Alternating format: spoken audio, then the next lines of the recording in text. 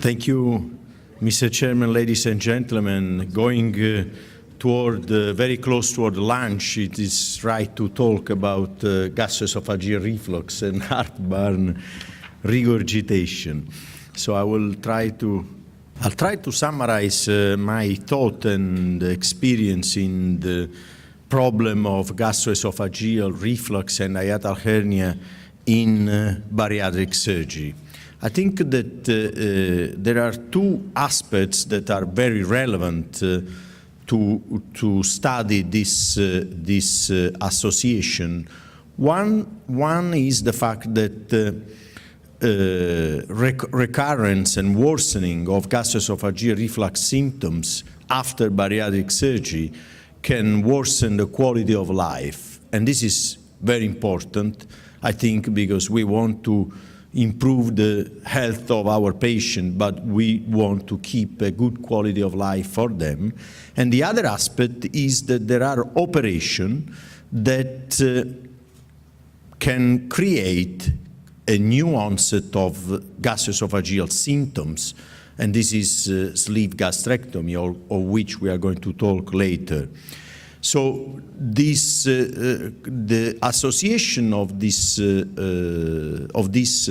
aspect of this topic, esophageal reflux, hiatal hernia, and bariatric surgery, are very important also because hiatal hernia can negatively affect the weight loss prognosis.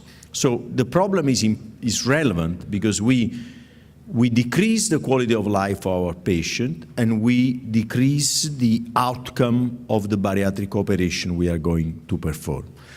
So this is the basic physiopathology of gastroesophageal reflux. I go quite quickly over that. There are two types of hernia, as you know, sliding and paraesophageal. The most common one is sliding.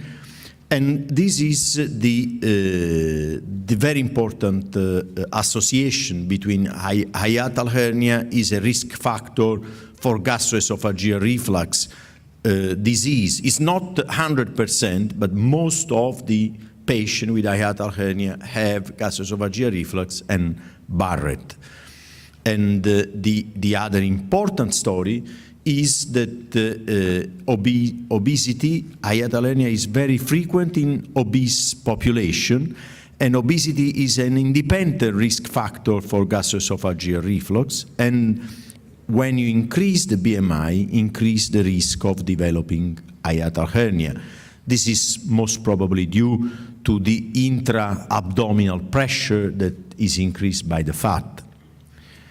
So the report, there are many reports on the association of hiatal hernia. This is and obesity. This is the series from Michel Suter from Lausanne, and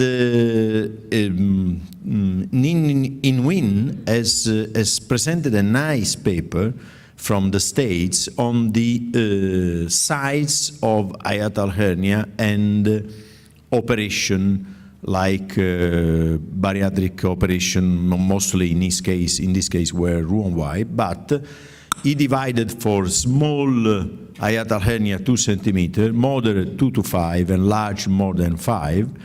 And it is quite obvious that the small and median hiatal hernia are the most common one. So I will skip on the result of meta-analysis that all these meta-analysis conclude that the rule of hiatal hernia and gastroesophageal reflux and the improvement of symptoms after sleeve gastrectomy is controversial.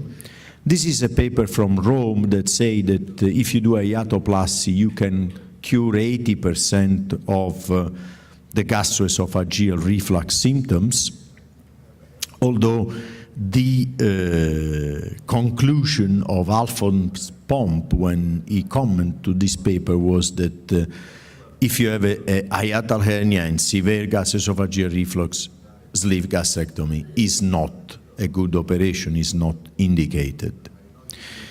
We did our own study in Naples on this patient, and we compare, as you can see in these slides, the group of patients that received the sleeve gastrectomy and high cruroplasty with another group of patients which receive sleeve gastrectomy alone. And as you can see by the results, 60% of the patients that received cruroplasty were cured by symptoms, while 80% of the patients without cruroplasty were cured by symptoms. But also as a result of this study, you may see that there are a lot of patients in the cruroplasty group and in the non-hiatal hernia repair that develop new symptoms. By conclusion of this study, it was quite clear that when you are going to do hiatal hernia repair, the results regarding esophageal reflux improvement were not so impressive. This is my own experience of more than 2,000 operations. This is my own cases performed. And here you see this is the number of patients that after lap band, sleeve, and bypass received cruroplasty. As you can see, I've repaired a lot of, most of hiatal hernia during sleeve gastrectomy. And I also explored the field of how to reinforce the cruroplasty, because as you know, the cruroplasty has a high incidence of recurrence. Is not well addressed in the literature how high is the incidence of cruroplasty, but when you talk to people that work in the esophageal field, they say that it's very high, and I explored the possibility of reinforcing with Marlex mesh or with VascuGuard, with pledget, with the various biomaterial. But anyway, the results were quite disappointing in terms of recurrence. And as you can see, 25% of the patients that received cruroplasty in my series, they presented with severe GERD symptoms. And the important thing is that we found also that this sleeve gastrectomy were migrated into the chest. As you can see here, in almost more than 50% with the barium swallow, we show the recurrence of hiatal hernia.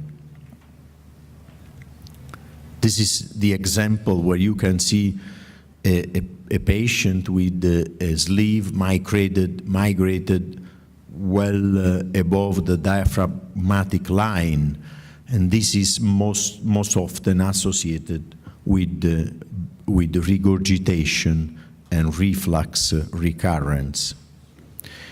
So we analyze also if we had different results with different pledget, but that was not the case.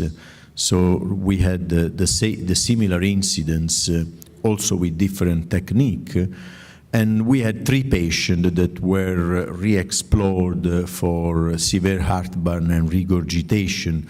One received hiatal repair and VascuGuard mesh, and another 2 Roux-en-Y gastric bypass. But this also Roux-en-Y occasionally may not be the solution, because this is a case where I did the Roux-en-Y, but still the patient remained with reflux and hiatal hernia. And I may recommend to all of you in the field of sleeve gastrectomy and Roux-en-Y to concentrate on the possibility of study by modern technology, the reflux, and this is high resolution impedantiometry, pH impedantiometry, and the technique and the machine is also in the exhibition center. It is very interesting. In conclusion, we really think that patients with moderate hiatal hernia or severe esophagitis or Barrett should avoid to be candidate to sleeve gastrectomy. And if you want to have some more knowledge about that, I'll be very glad to see you in Naples in next April. Thank you very much for your attention. What's about the role of PPI after the surgery? Sorry?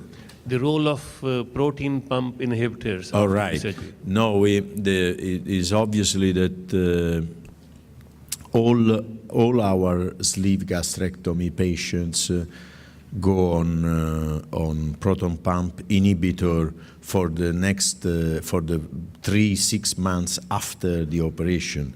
But this is not the solution if you have really as an incompetent lower esophageal sphincter and the sleeving is into the chest. I think you may have severe heartburn and regurgitation.